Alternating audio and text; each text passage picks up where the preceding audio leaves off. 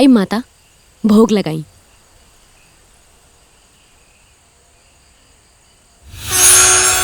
माता ई क्या हवे? ई हमार भाई हवे भैरव। अपने ताइबे कईनी साथ में लटका हुआ भी लेके आ गई। वो कहा है बेटी, काल हम जब तुहार भोग के स्वाद के बारे में अपना भैया के बतवली तो ये हट करे लागल कि हम हो चलब। कोनो बात नहीं माई, अब आ गई बाड़े त ली भोग लगाई।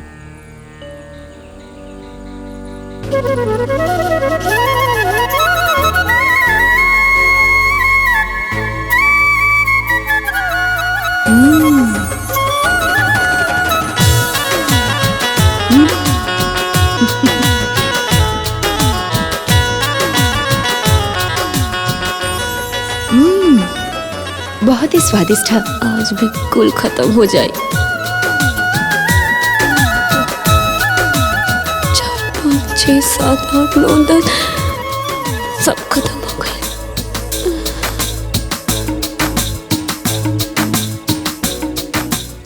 लागता कि आज हम उपवास ही रखब।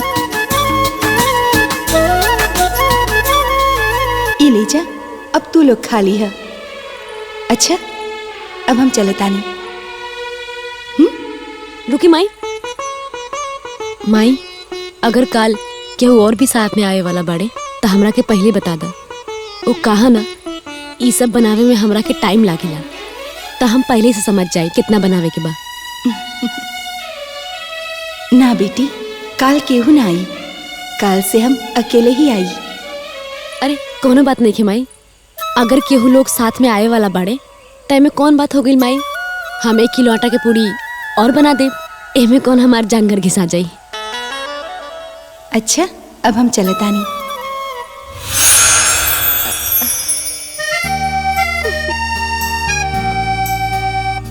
और फिर से 3 पूरी बाचल बा।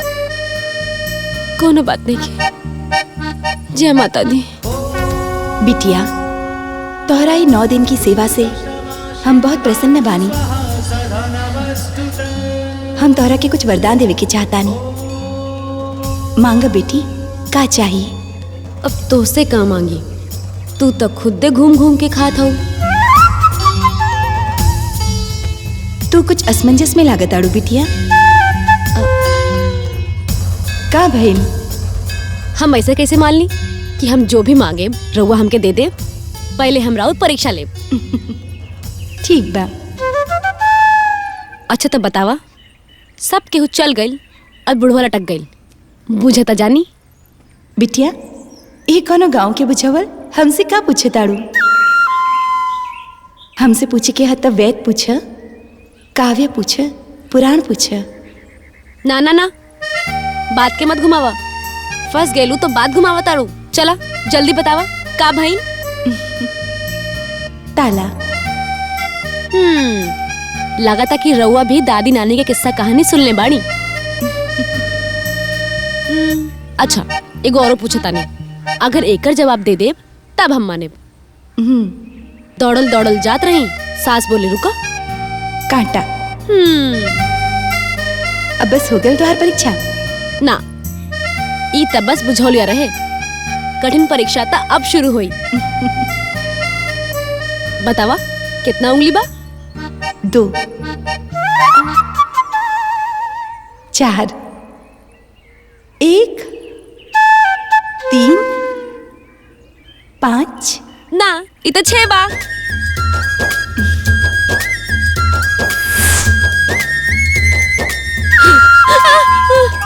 तू तो जादू टोना भी जाने लू। परीक्षा से संतुष्ट हो गई ल तू? चल, तो हर सेवा से हम प्रसन्न होके तो के खुद ही वरदान देता नहीं। जब भी तू हमके कोनो संकट में बुलाईबू हम आ जाइब। बस तू हमार दिहल मंत्र के स्मरण करी। हे दुर्गे रक्षा नमः 3 बार उच्चारण करी तो हम आ जाइब। ठीक बा? अब हम चलता नहीं। हाँ, जय माता दी।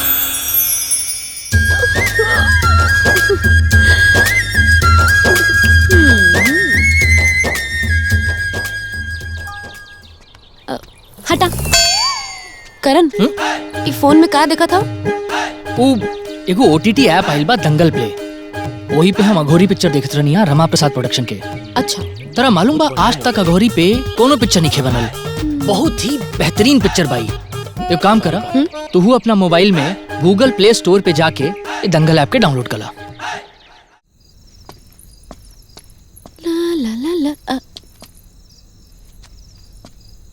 डार डार बेचरिया नियर घूमल करे ले लईकी। घर के एको काम करे में मन ना लगेला। आज से घर के पूरा काम तू कर भी। हाँ, भीतर जो आटा सान रोटी बनाओ, तरकारी काट तरकारी बनाओ। जो बस ये सब करे के बा? अरे पहले इतना तो कर ले। अभी करके दिखा बता नहीं।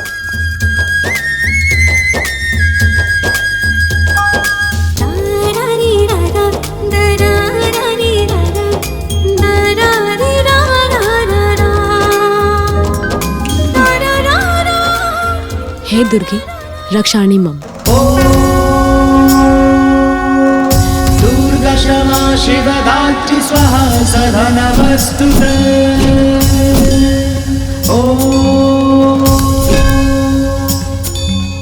या देवी सर्वभूतेषु शक्तिरूपेण संस्थिता।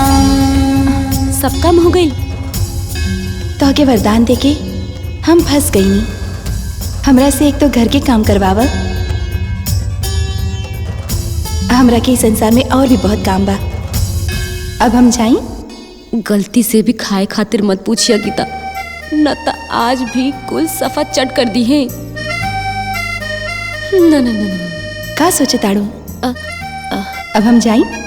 हाँ हाँ, अब रउआ घर चल जाई। काहे कि अंधेरी रात बा और रउआ औरत जात बानी। समय से घर पहुंच जाए यही ठीक रहे। ठीक बा।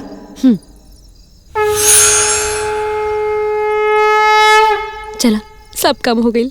अब तो हमके माई भी ना डांटी।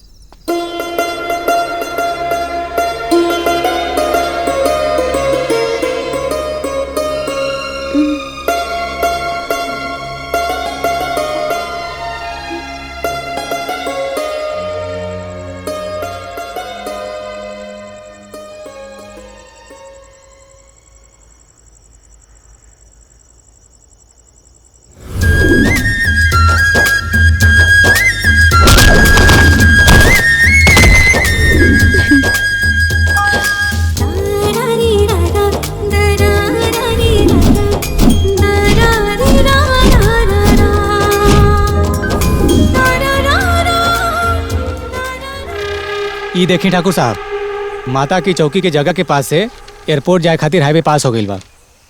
और ये हाईवे पास होखला के वजह से माता की चौकी के जगह सोना हो गई। अरे वाह,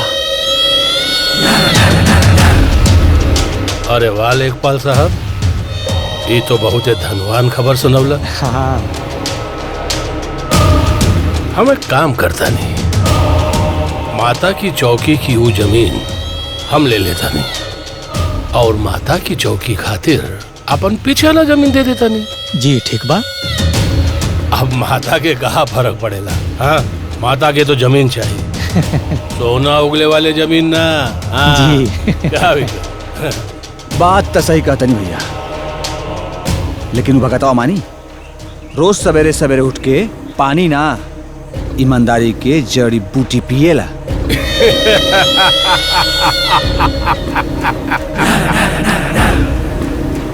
गांधी जी के जैसन लंगोटी पहनला से हर केहू गांधी जी ना बन जाला।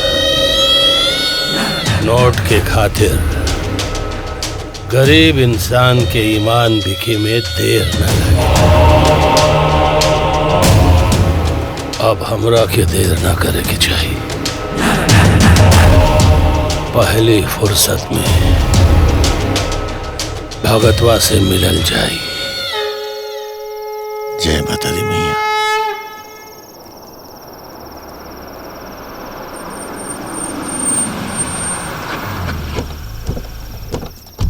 प्रणाम भगत जी। जय माता दी भगत बाबा। जय माता, जय माता। ठाकुर साहब, इतना रात के आप लोग ही जा, क्या बात है? भगत बाबा कई सालों से देखा था नहीं, रवा पूरा विश्वास, आस्था और श्रद्धा प्रेम से माता रानी के पूजा पाठ करा था नहीं, बाकी बदले में माता रानी रवा के कुछ दे नहीं ना। हाँ? अब रवा खुद ही देख ली, एगो लंगोटी में पूरा जीवन गुजर गई। 2 कमरा के मकान, 2 बीसा जमीन खेती खातिर और घर में जवान बिटिया। हाँ बियाह योग। अब बेटिया के बियाह और बुढ़ापा में गुजारा कैसे हुई, कब वो सोचे नहीं। सब मैया कृपा करी है। भगत बाबा माता रानी की कृपा हो गई। जय माता दी। जय माता। पता बा माता की चौकी से लेके एयरपोर्ट तक की जमीन हाईवे में पास हो गई बा। माता अच्छा मौका दिले बानी बाबा, दबा ली। देखी 10 लाख रुपए लेके आयल बानी और आपके सारा दरिद्रता दूर हो जाए और गीता बिटिया के शादी भी बड़ा धूमधाम से हुई। भैया हमने गावल जाए ना? हाँ। अरे शादी में हमने गावल भी जाए। ले लेकिन ठाकुर साहब, हम समझने ना कि एकरा बदले चाहे का आप लोग के जमीन। मतलब माता रानी के ई आगे वाला जमीन। बाकी पॉकेट में ना, जमीन के बदले जमीन दे, और पैसा तो देता नहीं, और चाहिए तो और दे। बाकी एगो निवेदन बा भगत बाबा, ई माता की चौकी ई आगे वाला जमीन से उठा के वहाँ पीछे हमरा जमीन पे रख दी, और ई आगे वाला जमीन हमरा के दे दी। अब का फर्क पड़ेला भगत बाबा, माता की चौकी यहाँ आगे के जमीन में बैठी के वहाँ पीछे के जमीन में बैठी। फर्क पड़ेला ठाकुर साहब, बहुत फर्क पड़ेला। एक ग्राम विकास सभा के ही जमीन बा, जो पूरा गांव वाला मिल करके माता के चौकी के खातिर देले बा। इ नाते ये जमीन ना हमार बा ना गांव वाला के बा, ये जमीन बा तो सिर्फ मैया के जमीन बा। अब ये 10 लाख रुपया के बदले आप माई के परम भक्त के भक्ति और ईमान के खरीदे के चाहता नहीं, ये तो संभव नहीं के। हाँ, अगर रजिस्ट्री करावे के बाद ठाकुर साहब, तो फिर ये रजिस्ट्री तो जेकर जमीन हुए कर सकेले, आ जमीन बा माई के तो माई के बोली वो रजिस्ट्री करी।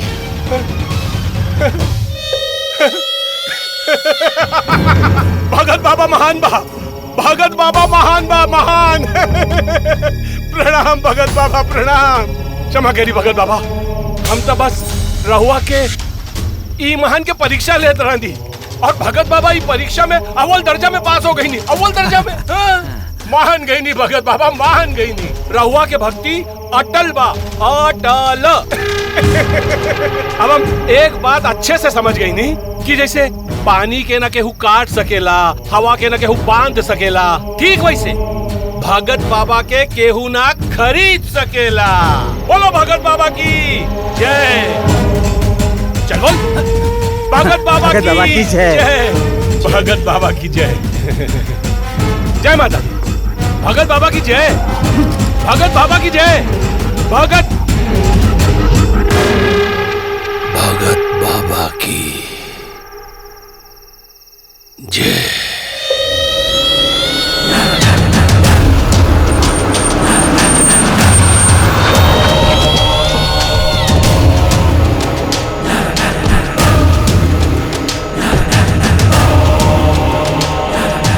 वाह भैया वाह, जवन भगतवा के गर्दन काट के फेंक देने के चाहता था, ओकर गुगान गा के निकल आईली। शांत शांत विक्रम। विक्रम, क्रोध में ना इंसान की बुद्धि भ्रष्ट हो जाला। हाँ, ये भगतवा ना ये पूरा गांव जवार खातिर भगवान हुए, लोग ओकर पूजा करेला। अगर होके उहे रूप में मारल जाए तो माता के चौकी के बगल में एगो मूर्ति और बन जाए भगतवा के। का कही जाओ हमारा तो कुछ समझ में नहीं किया बात। बाकी हमरा के सब समझ में आ गया। ए भगवान के शैतान बना के मारल जाए। रुको रुको अभी देखा। देखला क्या बात बा भाई पार हो जाए। देखा 1 2 वाह भाई बाबा पार गए। अरे रे रे रे रे तोहरा लोग से ई पत्थर की चिक्की से ई नदी पार नहीं की होत। हम चाही ना तो अभी नदी पे चल के ई नदी के पार कर दी। बस गीता फेंका उतने जितना हमनी के लपेट ली जा। बजरंग बली बड़ू का साच के आज क्या प्रत्यक्ष किम प्रमाणम। तोरा लोग के हमार बात मजाक लगता ना। हाँ तो अपन आँख के दूरबीन के ना खोल के देखिया जा। खले नहीं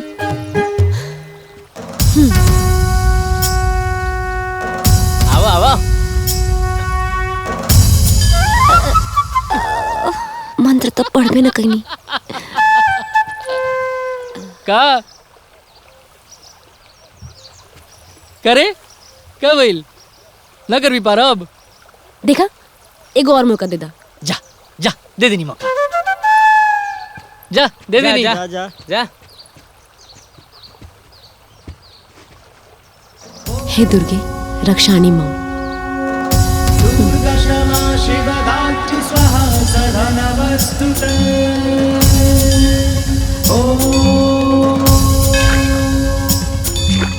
या देवी सर्वभूतेषु शक्तिरूपेण संस्थिता। या देवी सर्वभूतेषु शक्तिरूपेण संस्थिता। नमस्तस्यै नमस्तस्यै नमस्तस्यै नमो नमः। गीता बेटी एक कैसन बचपना है।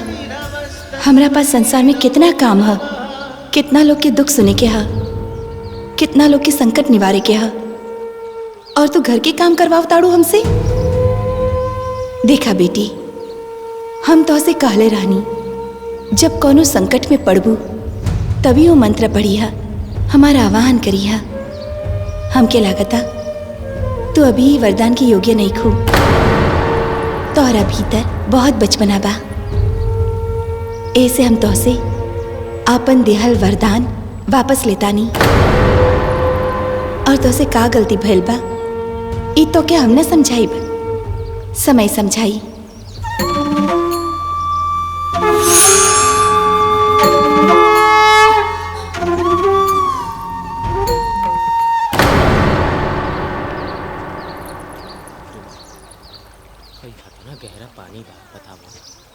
देखा गीता हमरा समझ में नहीं आवत कि हम तारा से प्यार करें कि डराई। हमरा तो तू कोनो जादूगर नहीं लगा तारू। देखा हमरा बाबूजी के ना एगो सीधा साधा बहू चाहिए, कोनो जादूगर नहीं ना। तू ठीक कहता रहा। आज से कुल खेला बंद। बहुत हो गई चमत्कार। अब करब बस प्यार।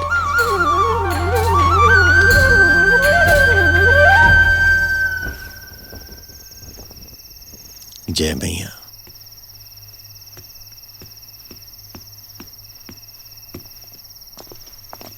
प्रणाम भगत बाबा प्रणाम। प्रणाम भगत बाबा। आशीर्वाद। बोली ब्रह्म बाबू आज क्या काम आ गया आप लोग के? भगत बाबा आज तोहार खातिर कुछ लाइल बानी। क्या? यह शराब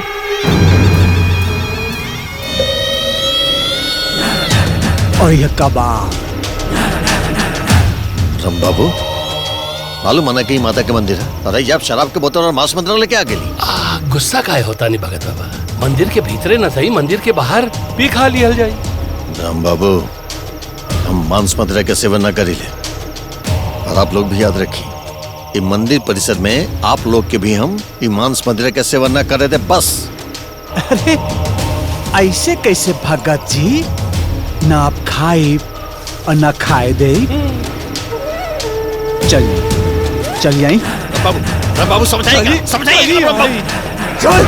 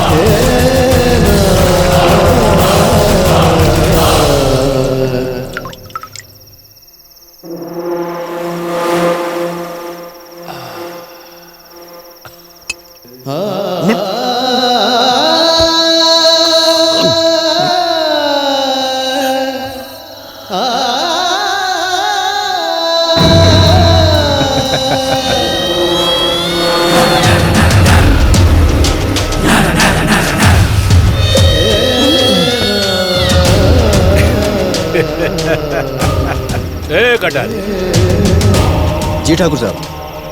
भगत बाबा तो सूत गई, अब गांव जाके गांव वालन की जगह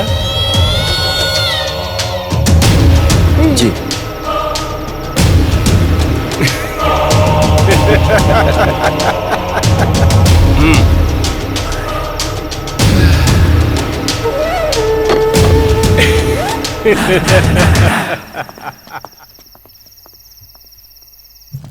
अरे ए भैया, ए मगरू, अरे चल देखी बाबा कैसे सुतल पड़े हो। आप भी होश भइल बाड़े। आवा आवा, चलो चलो, अरे जाओ, जल्दी जल्दी आई देखी। आवा आवा आवा, देखा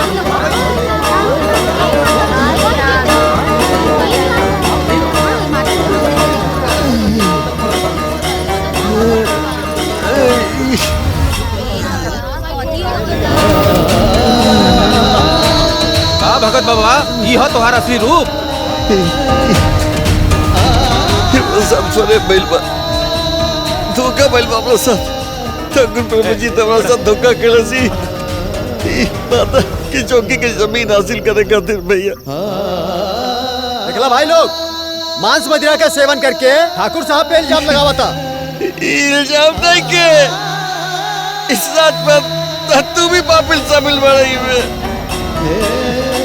भाई भाई, हमरा पर भरोसा करे तू लोग। देखा ये ठाकुर ना हमरा पहले में पैसा के लालच देले हुआ, ये बात लेके चौकी के जमीन हासिल करेगा तू। लेकिन हम माता के भगत हम टूट लिए सामने, सामने दारू हमर कोनो कसूर नहीं के भैया। पापी सब कहले। ठाकुर साहब तो हमनी के सामने आइलन हां। ते भगत के रूप में ढोंगी हवे ढोंगी। बताई ठाकुर साहब, का सजा दिहल जाई ढोंगी के? छी छी छी छी छी छी छी छी। अब माता के चौकी के आस्थान अशुद्ध हो गई, अपवित्र हो गई। अगर ये पापी जिंदा बची तो गांव के एक भी मंदिर न बची। मारी अगरा के।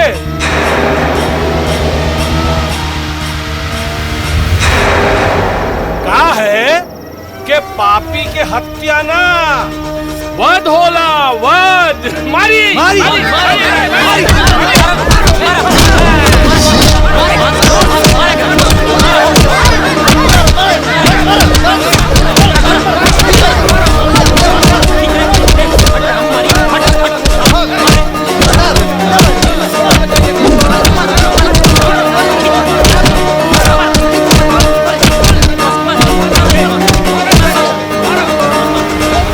अरे ठाकुर साहब के बदनाम करता हो।